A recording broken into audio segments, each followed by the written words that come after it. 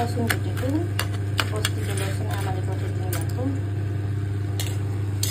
म चाहिँ खोर्सानी लास्ट इयरको एक बट्टै छ होइन, म चाहिँ किन्दाखेरि एकैचोटि 5-6 केजी किनेर सुकाइ राख्छु यसरी, त्यहाँदेखि भुटेर अचार बनाउँदै राख्छु हो। कोही बेला खानु कम्ती पुरा पिरो हुन्छ होइन, मिठो हुन्छ। हेर्नुहोस् न यस्तो भएको छ है खोर्सानी, र यो चाहिँ तेल मात्रै छ। अस्ति अलिकति बनाएर राखेको थिएँ नि यहाँनिर, त्यो नि यहीँ मिक्स गरेको छु। अन्त अघिको यो बस्तीको यो लसुन है यसरी लगाउनु पऱ्यो है। यसलाई पनि मजाले मिक्स गर्नुपर्छ। अब टेस्ट दामी आउँछ, पिरो हुन्छ होइन। अन्त यो चाहिँ वाइवाईसँग हो, पिरो वाइवाईसँग। अन्त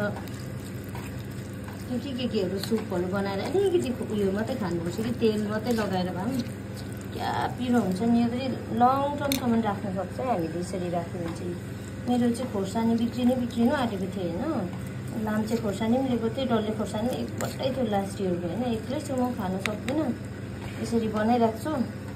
मेरो कजनहरू आउँछ बट्टामा लाउँदै लान्छ, मिठो भयो भन्दै म चाहिँ यसरी बनाइराख्छु।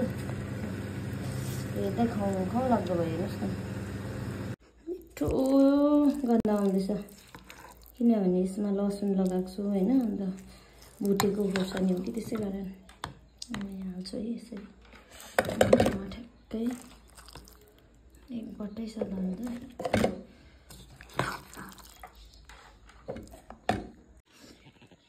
हेर्नुहोस् है एक बट्टा भयो। झन्डै मर्यो, पिरो नाकै पोल्यो।